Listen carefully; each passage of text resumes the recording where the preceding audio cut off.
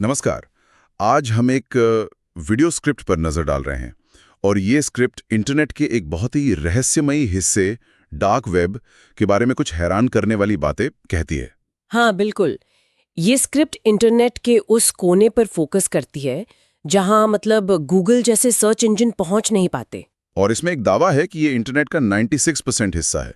ये सुनने में तो बहुत ज्यादा लगता है। हाँ, ये 96% वाला आंकड़ा ये बहुत कॉमन है पर थोड़ा गुमराह करने वाला है। असल में ये जो 96% है ना, ये ज्यादातर डीप वेब होता है। डीप वेब, डार्क वेब नहीं? नहीं, डीप वेब में वो सब कुछ आता है जो सर्च इंजन इंडेक्स नहीं करते, जैसे आपका ईमेल, क्लाउड स्टोरेज या कंपनी के इंटरनल नेटवर्क। डार्क वेब तो इसका एक बहुत ही छोटा जानबूझकर छिपाया गया हिस्सा है। स्क्रिप्ट शायद इन दोनों को मिला रही है। अच्छा, ये तो जरूरी बात है समझने के लिए। तो फिर स्क्रिप्ट डार्क वेब के बारे में क्या खास बताती है? अवैध बाजारों का जिक्र है शायद? बिल्कुल। वीडियो स्क्रिप्ट कहती है कि वहां नकली पहचान पत्र मिलते हैं, हैक किए हुए बैंक अकाउंट्स बिकते हैं और यहाँ तक कि नशीली दवाओं के बड़े बड़े ऑनलाइन बाजार चलते हैं। बाप रे। हाँ, मतलब जिस तरह से ये सब चोरी छुपे चलने वाले बाजार दिखाए गए हैं, वो ध्यान खींचता है और इन्हें एक्सेस करने के लिए आपको पता है टोर जैसे खास ब्राउजर लगते हैं। टॉर ब्राउजर, सुना है इसके बारे में। वही, जो आपकी पहचान और लोकेशन को छिपा देता है। लेकिन स्क्रिप्ट में इससे भी ज्यादा डरावनी चीजें बताई गई हैं, जैसे हिटमैन सर्विसेज और ये रेड रूम्स। ये क्या है? क्या ये सच में होता है? हाँ, स्क्रिप्ट इन चीजों का भी जिक्र करती है। रेड रूम्स मतलब वो अफवाह हैं जहां कहा जाता है कि लाइव स्ट्रीमिंग में कोई अपराध या भयानक हिंसा दिखाई जाती है।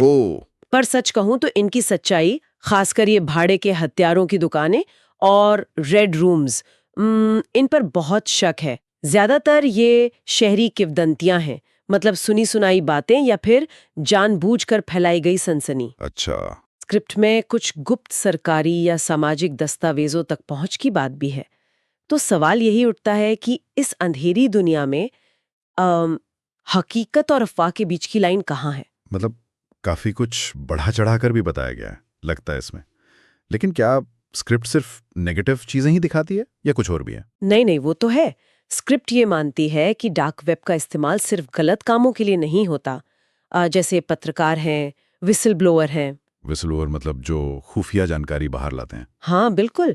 या फिर वो लोग जो ऐसे देशों में रहते हैं जहां बहुत सेंसरशिप है, वो लोग अपनी पहचान छिपाकर सुरक्षित तरीके से बातचीत करने के लिए भी इसका इस्तेमाल करते हैं। ये एक अलग पहलू है।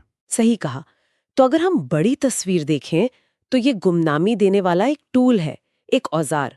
अब इसका इस्तेमाल अच्छा है या बुरा, ये तो इस्तेमाल करने वाले की नीयत पर है। पर हाँ, ये मानना पड़ेगा कि ये वीडियो स्क्रिप्ट खतरों पर बहुत ज्यादा फोकस करती है। तो फिर इस सब का क्या मतलब निकालें? ये स्क्रिप्ट डार्क वेब की एक बहुत ही, क्या कहें, खौफनाक तस्वीर पेश करती है। इसमें कुछ असली खतरे तो जरूर हैं, पर ऐसा लगता है कि सनसनीखेज दावे भी काफी मिले हुए हैं। बिल्कुल, ये स्क्रिप्ट डार्क वेब को लेकर जो एक आम धारणा बनी हुई है ना, कि वो सिर्फ अवैध धंधों, डरावने कंटेंट और डर की जगह है, उसी को दिखाती है। हाँ। लेकिन ये भी बताती है कि कुछ लोगों के लिए ये छिपकर बात करने का एक जरिया भी है। तो ये स्क्रिप्ट एक खिड़की जैसी है, जिससे हमें ये अंदाजा लगता है कि कुछ लोग इंटरनेट के इस छिपे हुए हिस्से को कैसे देखते हैं और अक्सर डर और रहस्य के साथ उसे कैसे दिखाते हैं।